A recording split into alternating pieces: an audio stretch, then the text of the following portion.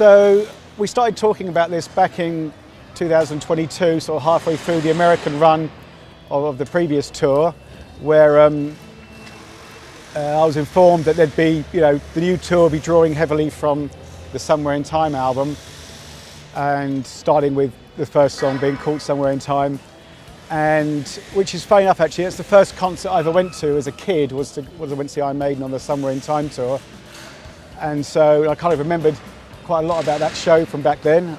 Always made an incredible impression on me, and obviously I remember the Blade Runner references and things, so that was my first sort of start, was to think about that film again. And I can remember the Tyrell Corporation building was a large pyramid, and it was quite ominous in the city.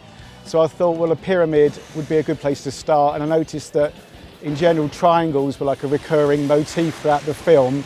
So this is kind of what I started with, really. So I started off getting my plans and my sort of fixtures together, and just sort of putting together like the rough amounts of fixtures and the right quantities and proportions that you think you're going to need of the different types of lights, the hard edge, the soft edge, the tight beams, the washes, etc.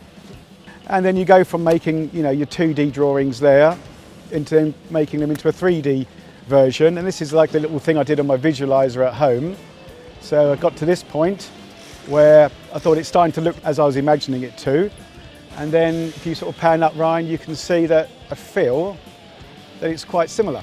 I feel like that's a good interpretation of the idea, which is nice because it means it's that much easier to convey as a concept for the band and management and things. Like, I can show them that and they've instantly got a good idea of what it's supposed to look like.